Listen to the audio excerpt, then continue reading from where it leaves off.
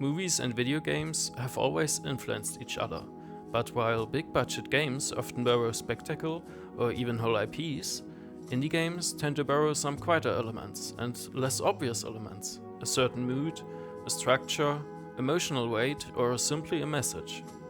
Sometimes an indie game doesn't just reference a movie. Playing it feels like watching the movie itself, like it was shaped by the same ideas, the same fears, or the same atmosphere. In this video, I want to look at 4, in my opinion, classic films, and the indie games that carry their DNA. Games that take cinematic ideas and translate them into something playable.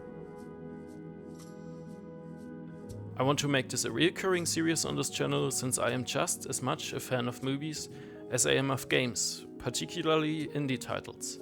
So without further ado, this is episode 1. When movies become games.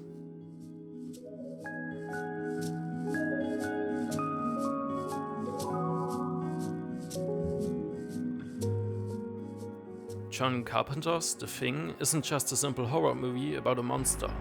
It's a film about paranoia, about isolation, and the fear that the enemy might already be amongst you. What makes the movie so effective on the first watch is how little certainty it offers. You're never fully aware, you're never really informed.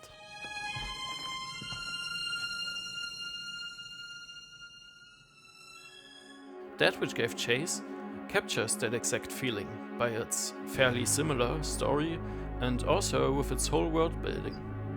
The environments in both The Thing and That Which Gave Chase are cold, hostile, and deliberately unclear, both media taking place in Antarctica. You often feel like you're alone, but can't ever be confident that you're truly alone. Sound design does carry that feeling in the game.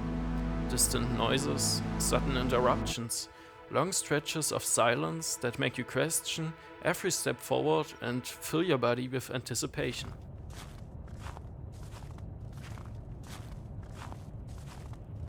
Just like in The Thing, the horror is constantly waiting for you. And that waiting is what makes it so unbearable and, at the same time, so good in my opinion. The game doesn't explain itself at all, and that's precisely why it works so good.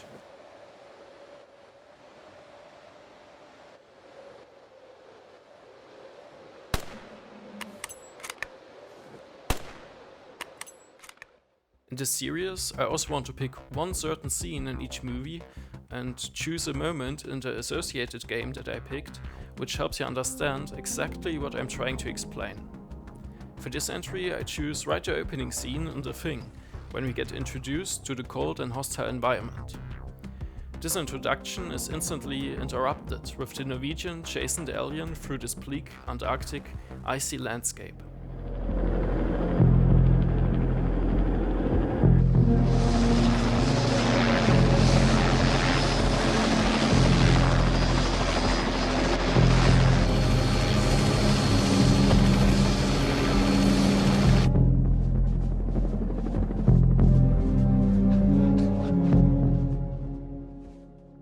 This exact moment captured the game perfectly, also with its introduction to the hostile snowy mountains.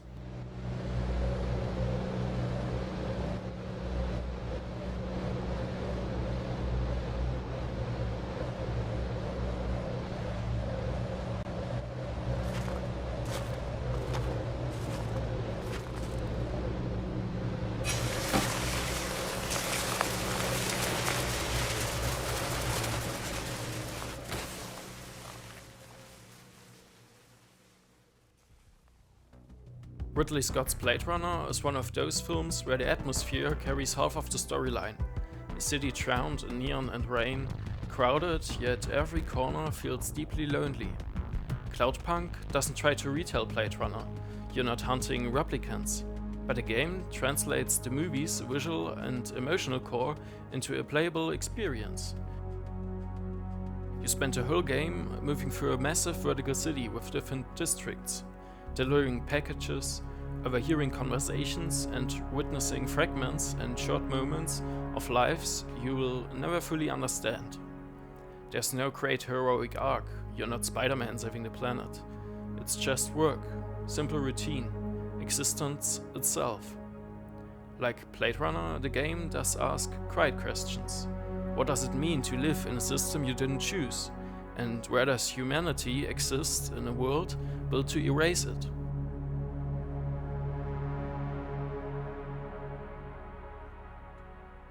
Kind of place where you wipe your feet on the way out. Okay.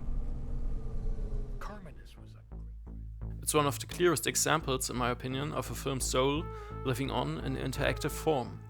Both through its distinct visual identity, we all recognize Blade Runner when we see it, and its storytelling and NPCs. The soundtrack, of course not being on the same level as Vangelis, also does its part. Overall, the game definitely showed me why the first Blade Runner is my favorite movie of all time, and will probably stay on top forever. For this entry, I choose right the first time we get to know Deckard, blended in neon light, heavy rain pouring down, and him just being one of millions in this hostile city.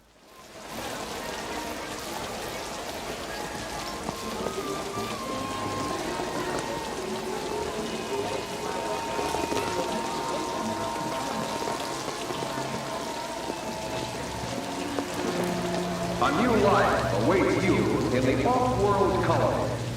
The chance to begin again in a golden land of opportunity and adventure.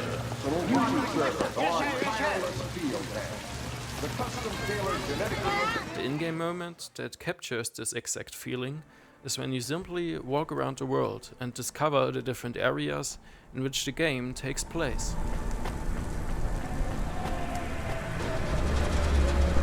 Oh, thank God. This will change everything. Where do I sign? Right here, Mr. Carva. Please, call me Erwin.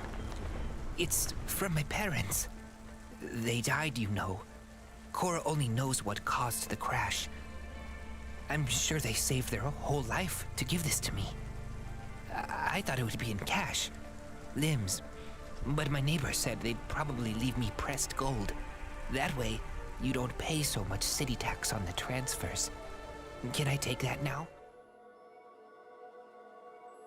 Stalker is one of the most unique movies ever created. It's all about the space the three main characters happen to interact with. Every room feels sacred. Every action feels deliberate. Arctic X approaches the same idea, but from a completely different angle. On the surface, it's absurd, cooking eggs in a frozen dystopia. But beneath that absurdity lies something deeply Tarkovskian. Mundane actions become rituals. Movement feels heavy, which can be seen in the kinda clunky gameplay mechanics.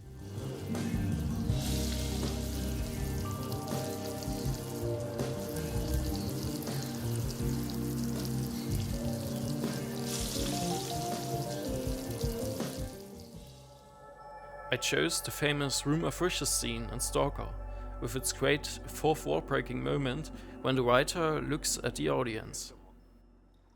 Они ничего не желают знать, они только жрут.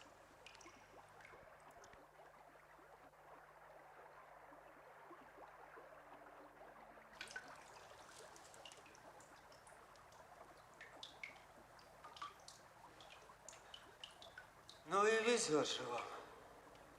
Боже мой, да теперь вы 100 лет жить будете.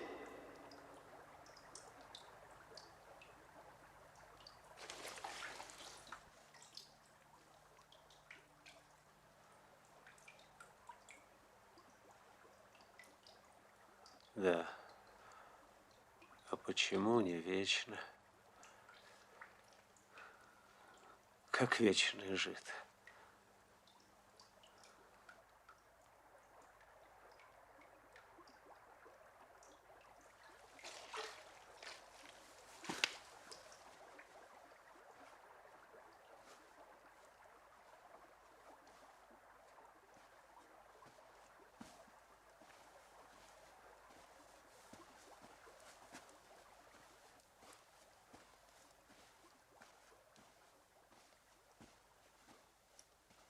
The moment in Arctic X where I feel Stalker the most present is the ending, the post-credits scene.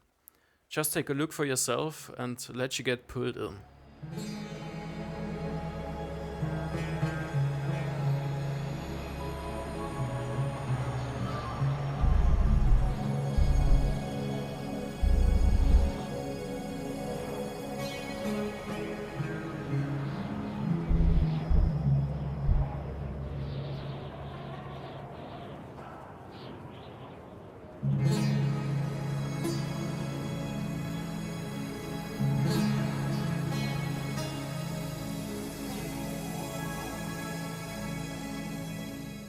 Just like in Stalker, the environment is indifferent. It doesn't care about your goals, it simply exists, either with or without you. And by that way, meaning isn't given to you. You're expected to find it yourself. After all, can you cook eggs on top of Mount Everest?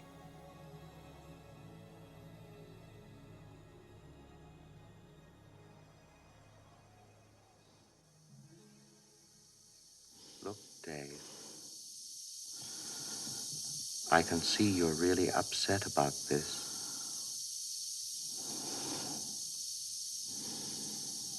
I honestly think you ought to sit down calmly, take a stress pill, and think things over. 2001 isn't interested in explaining itself. It's meant to be a totally unique experience, which can be interpreted however you wish. Manifold Garden follows the same philosophy. There's no traditional narrative, no exposition, no dump of lore. Just impossible geometry, infinite space, and a sense that you're witnessing something far larger than yourself, far larger than life itself. Both works must have trust into the audience, so that you, either as an indie game or Kubrick fan, assume that confusion isn't a flaw, but a heavy feature.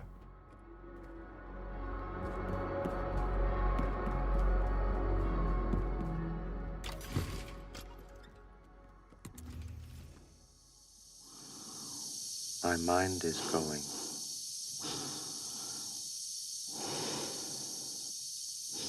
I can feel it.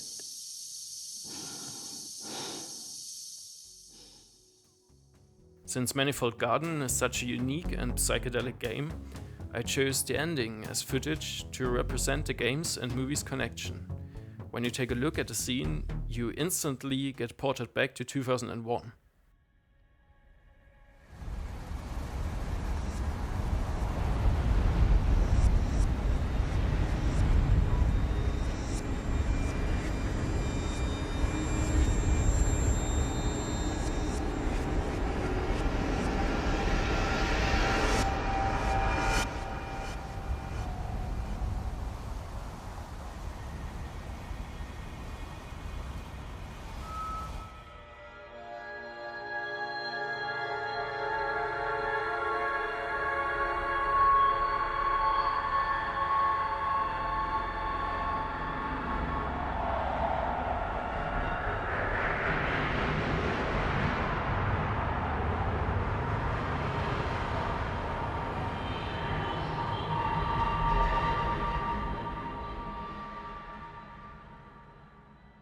The scene in 2001 Space Odyssey, which feels exactly like that, in my opinion, is when Dave Bowman, the protagonist, travels through the Stargate.